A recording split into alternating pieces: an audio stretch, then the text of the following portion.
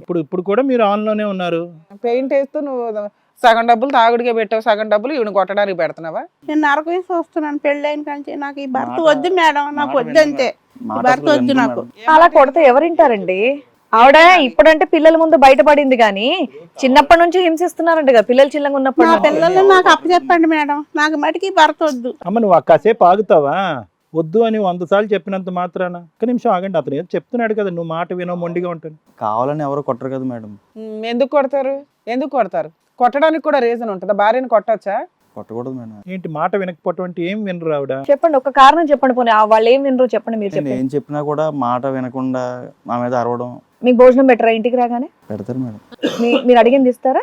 ఇస్తారు. మరి ఇంకేం కావాలి? అతనికి ఆ ఇంట్లో ఇంపార్టెన్స్ లేదు అంటాడు. పిల్లలు వినట్లేదు, భార్య వినట్లేదు నా మాట అంటాడు. తాగేసి వస్తే కూడా మమ్మీ మంచి టేక్ కేర్ తీసుకుంటారు కానీ డాడీ తాగేసి వచ్చా అయినా సరే కొడుతూనే ఉంటాడు. నా కొడుకు అయితే అసలు ఇప్పుడు చెప్పు సమాధానం. మేము మాట్లాడమా? నా కొడుకు కూడా మాట వినడు మేడం. ఏం వినాలి? నీ మాట ఏంటి? చిన్నప్పటి నుంచి కూడా ఏం మాట వినాలి మీది?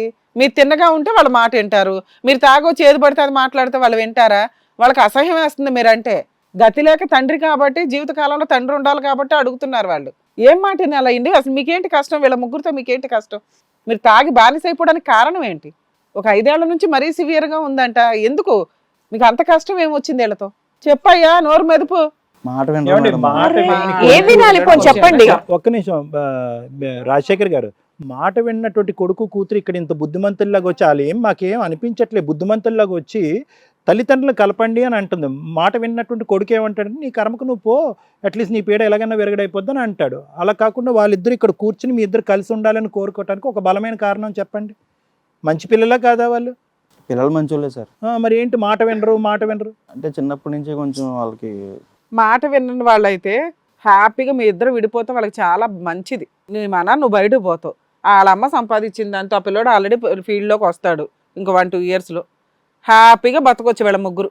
నీలాంటి తండ్రి ఉండడం కంటే లేకపోవడం బెటర్ వాళ్ళకి. అయినా కావాలంటున్నారంటే వాళ్ళు కరెక్ట్గా పెరిగినట్టే లెక్క.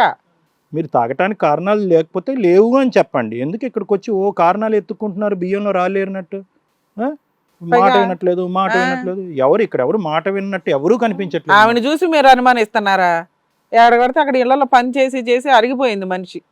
ఆవిడంటే నాకు వద్దు మొర్రో డివోర్స్ తీసుకుంటానని చెప్పేసి ఆవిడ అడిగితే మీరు కూడా ఓకే అన్నారంట. పైకి అలాగే మాట్లాడుతుంది మేడం.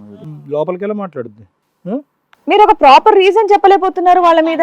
పిచ్చి ఎక్కువండి, నా మీద అనుమానం ఎక్కువండి. ఏరేగా మాట్లాడతాడండి. ఏంటి అసలు అనుమానం అంటే? నిజమేనా? చెప్పండి, అది క్లారిటీ. మీ ఆవిడకి అక్రమ సంబంధాలు ఉన్నాయా?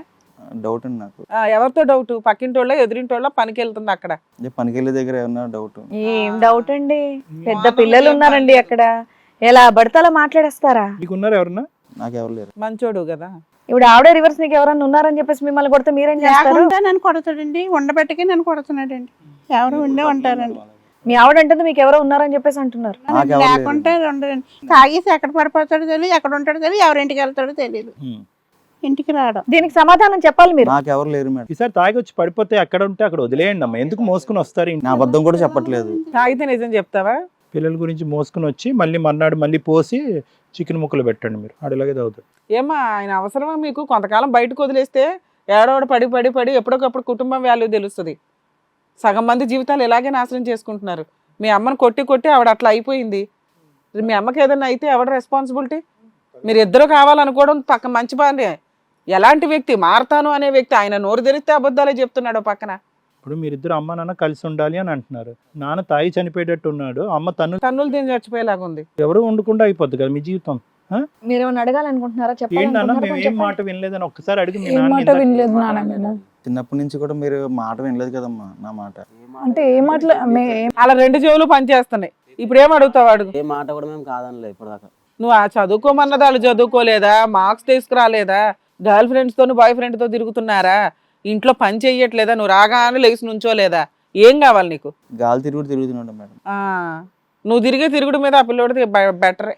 అడుగు నాన్న, నువ్వు వాళ్ళిద్దరు కలిసి ఉండాలంటున్నావు. మీ అమ్మేమో వద్దంటుంది, మీ నానేమో ఇలా చెప్తున్నా. ఎక్కువ బయట తిరిగా మమ్మీకి ఇంకా హెల్ప్ చేస్తాను ఇంట్లో. ఇంకా నేను మీ అమ్మ చెప్పింది నాన్న, మీరు బుద్ధిమంతులు కనిపిస్తోంది. ఉన్నంతలో చదువుకుంటానే ఉంటారట. మీరు ఇలాంటి వాళ్ళ గురించి మాట్లాడుతున్నారా?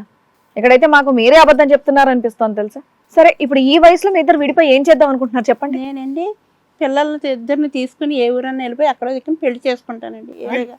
పెళ్లి చేసుకుంటావా కొత్తగా? ఏమ్మా ఇప్పుడు మీ ఆయన చెప్పింది నిజమైపోతుంది కదా తల్లి. వద్దు మేడం, నాకు వద్దు సార్ మేడం. ఏంటి విన్నారా? వద్దనటం వరకు బెటరే, పెళ్లి చేసుకుంటాను నాకు వద్దు మేడం, వద్దు. కదమ్మా ఇప్పుడు యూజువల్ గా మేము మీ అమ్మ విన్నది ఇంకో పెళ్లి చేసుకుంటదంటే ఆ పాయింట్ అది మాట్లాడాలి. విన్నారా మీరు? అది యూజువల్ గా మేము వినేది ఏంటంటే ఇద్దరు కలిసి ఉండాలని వచ్చాము. అది రాజ్యలక్ష్మి గారు, మేము యూజువల్ గా వినేది ఏంటంటే మాకు ఇతని నుంచి విముక్తి కలిగించండి అని విన్నాం. విముక్తితో పాటు పెళ్లి జరిపించండి అని మీరు అంటున్నారు. ఈ పెళ్లి గోల ఏంటి మధ్యలో? ఎవరన్నా ఉన్నారమ్మా? ఎవరు ఉండడం కాదండి, నాకు మనసు అలా అనిపిస్తుంది. ఇంకా అతని ముఖం చూడాలనిపిస్తుంది. అంత నరకం పడి నాకు ఏమనాలో తెలుసా? నాకు అసలు భర్తే వద్దమ్మా అనాలి. కొత్త భర్త కోసం ఆలోచిస్తావేటి? ఎవరో ఉన్నారని చెప్పాను. అమ్మా మీ పిల్లలు పెళ్లిడికి వచ్చారమ్మా. అలాంటి మాటలు వినే మీ ఆయనకి డౌట్ వస్తుంది. విడాకులు తీసుకుని పెళ్లి చేసుకోవచ్చు, కానీ ఇప్పుడు అర్జెంట్ గా మనది పెళ్లి కాదు కదా. అర్జెంట్ గాని కాదండి, అదే నేను నట్టి నా పెట్రోల్ తీసుకుని వెళ్ళిపోతానండి. నా పిల్లలు నాకు ఇచ్చేయండి అంతే. అది వాళ్ళ ఇష్టం తల్లి, మీతో రావాలా వద్దా అనేది. ఏమన్నా అంటే విడాకులు ఇవ్వండి, అర్జెంట్ గా పెళ్లి చేసేయండి అన్నా. ఇవన్నీ కాదు, ఆవిడ ఇప్పటి వరకు చెప్పిందని వదిలేండి. నాకు నా పిల్లల్ని ఇచ్చేస్తా, వేరే ఊరికి వెళ్ళి నేను పెళ్లి చేసుకుని నా పిల్లల్ని చూసుకుంటా అన్నారు ఆవిడ. నేను అక్కడ షాక్ తిన్నాను. ఏమండి నిజమేనా? ఊరికే ఏదో అలా మాట వరుస కన్నారా? మీకు నిజంగా వేరే పెళ్లి చేసుకునే ఉద్దేశం ఉందా? నా మనశ్శాంతి ఉండాలి కదండి, నేను ఎలాగ బతకాలి కదా, అది నాకన్నది ధైర్యం ఉండాలి కదండి. సో పెళ్లి అనేది ఊరికి అలా అన్నారు అంతే. ఏమ్మా నాకన్నది ధైర్యం ఉండాలి కదండి. ఇప్పుడు మీ మనశ్శాంతి కోసం మీరు ఇంకో పెళ్లికి అయితే మీరు రెడీ అయ్యారు. సరే ఆవిడ అలా ఫిక్స్ అయ్యారండి, మరి మీరేమనుకుంటున్నారు ఇప్పుడు? పాపను తీసుకొని వెళ్ళిపోదాం అనుకుంటున్నాను మేడం.